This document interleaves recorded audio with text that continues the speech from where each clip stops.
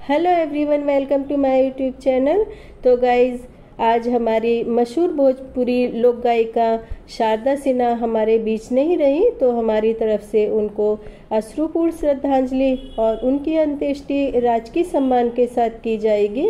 उन्होंने छठ पूजा, मंगल गीत, सोहर एवं कई फिल्मी गीत भी गाए हैं और उनकी आवाज़ में एक मिठास, एक दर्द एवं एक जो गहरी वेदना थी ना, इस वजह से मुझे उनके गाने बहुत ज़्यादा पसंद थे और आज भी उनका गाना अक्सर मैं बहुत ही सुनती हूँ। तो ये गाना है, कहे तो से सजना तोहरी सजनिया, पल पल लिए जाऊँ तोहरी बलैया।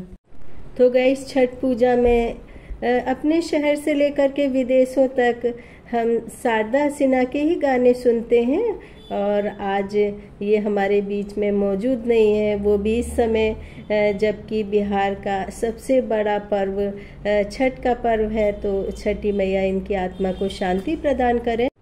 तो गाइस, सभी छठ का व्रत रखने वालों एवं छठी मैया की पूजा करने वालों को छठ पर्व की ढेर सारी शुभकामनाएं। छठी मैया आप सभी की मनोकामनाएं पूर्ण करे। तो कल से नहाए खाए के साथ 4 दिवसीय आस्था का महापर्व आरंभ हो चुका है एवं छठ पूजा को लेकर सभी में बहुत उत्साह रहता है। परिवार के सदस्य ट्रेन से, बस से या हवाई जहाज से मुश्किलों का सामना करते हुए घर पहुंचते हैं ताकि अपने घर परिवार कुटुंब के साथ पूरी श्रद्धा एवं आस्था के साथ छठ का पर्व मना सके। एवं सभी शहरों में कई दिन पूर्व से ही छठ पूजा की सामग्री जैसे टोकरी, सूप, गन्ने, नारियल, हल्दी पत्ता, नींबू, नारंगी इत्यादि बाजार में बिकने लगे हैं।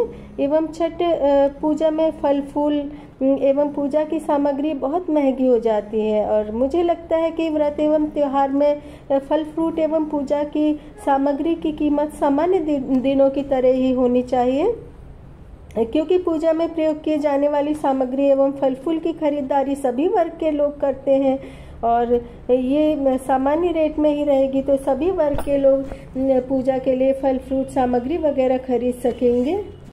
तो गाइज, आज से खरना शुरू हो गया है, तो कल सभी व्रतधारी निर्जला व्रत रखेंगे और शाम को विधि विधान से छठी की पूजा करके जल में खड़े होकर के डूबते सूर्य को अर्घ्य देंगे। और डूबते सूर्य को अर्घ्य देने का मतलब है कि जब सूर्य अस्त होता है तो वो संपूर्ण शक्तियों को एवं पावर को अपने आप में समेटे हुए रहता है। तो ढलते हुए सूर्य से आशीर्वाद लेना छठ के लिए बहुत ज़्यादा महत्वपूर्ण होता है और इन दिनों काफ़ी पहले ही घाटों की साफ सफाई हो जाती है एवं छठ पूजा के लिए श्रद्धालुओं एवं छठ पूजा देखने वालों की बहुत ज़्यादा भीड़ होती है। और 8 नवंबर को सुबह विभिन्न घाटों से उगते हुए सूर्य को अर्घ्य देंगे। तो जो व्यक्ति व्रत नहीं रखते वो भी इस दिन सुबह सूर्य को अर्घ्य दे सकते हैं। और पौराणिक कथाओं के अनुसार छठ मैया सूर्य देवता की पुत्री है। इस व्रत में घर की साफ सफाई का बहुत ज़्यादा ध्यान रखा जाता है। स्नान करके परिवार के सभी लोग मिलकर शुद्ध एवं सात्विक भोजन तैयार करते हैं, क्योंकि यह व्रत 36 घंटे का होता है और एवं व्रत और पूजा पाठ के लिए मन की शुद्धि की तरह तन का शुद्ध होना भी बहुत ज़्यादा जरूरी है।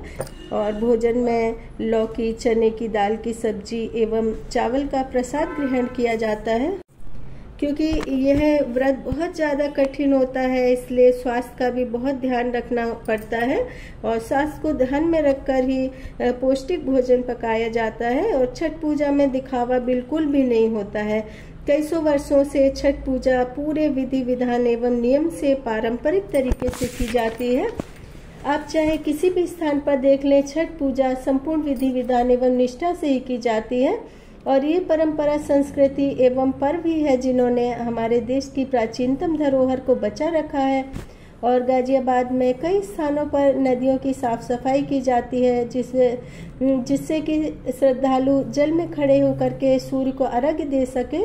और हिंडन नदी में भी साफ सफाई की जाती है। हिंडन नदी में पानी बहुत कम रहता है और नदी बहुत ज़्यादा मैली और दूषित हो जाती है और फिर काफ़ी सारा गंगा जल छोड़ करके नदी की सफाई की जाती है। और छठ पूजा में प्रसाद के लिए ठेकुआ बनाया जाता है और इनका स्वाद हजारों तरह की मिठाइयों के स्वाद को भी पीछे छोड़ देता है। तो मुझे भी ठेकुआ ना बहुत अच्छा लगता है और इस प्रसाद का तो मुझे साल भर इंतज़ार रहता है, क्योंकि हम नॉर्मल डे में ठेकुआ बनाए तो इसमें वो स्वाद नहीं आता है। और छठ पर्व कार्तिक मास के शुक्ल पक्ष की षष्ठी को मनाया जाता है। ऐसा माना जाता है कि माता सीता ने मुंगेर में छठ वर्ष मनाया था और इसके बाद ही छठ महापर्व की शुरुआत हुई थी। और एक मान्यता यह भी है कि छठ पर्व की शुरुआत महाभारत काल में भी हुई थी। सबसे पहले सूर्यपुत्र कर्ण ने सूर्य देव अर्थात अपने पिता की पूजा की थी और कर्ण भगवान सूर्य के परम भक्त थे और वे प्रतिदिन घंटों कमर तक पानी में खड़े रहकर सूर्य को अर्घ्य देते थे और सूर्य देव की कृपा से ही वे महान योद्धा बने थे। और एक कथा के अनुसार राजा प्रियव्रत के कोई संतान नहीं थी, तब महर्षि कश्यप ने पुत्रेष्टि यज्ञ कराकर उनकी पत्नी मालिनी को यज्ञ आहुति के लिए बनाई गई खीर दी और इसके प्रभाव से उनको पुत्र हुआ, लेकिन वह मृत पैदा हुआ एवं प्रियव्रत पुत्र को लेकर के शमशान पहुँचे और उन्होंने ब्रह्मा जी की मानस कन्या देवसेना प्रकट हुई। तो प्रियव्रत पुत्र को लेकर जब शमशान पहुंचे तो पुत्र के वियोग में वे प्राण त्यागने लगे थे और तभी उस मानस कन्या ने कहा कि सृष्टि की मूल प्रवृत्ति के छठे अंश से उत्पन्न होने के कारण मैं षष्ठी कहलाती हूँ और आप मेरी पूजा करें और लोगों को भी मेरी पूजा करने के लिए प्रेरित करें। राजा ने पुत्र इच्छा से देवी षष्ठी का व्रत रखा और उन्हें पुत्र रत्न की प्राप्ति हुई।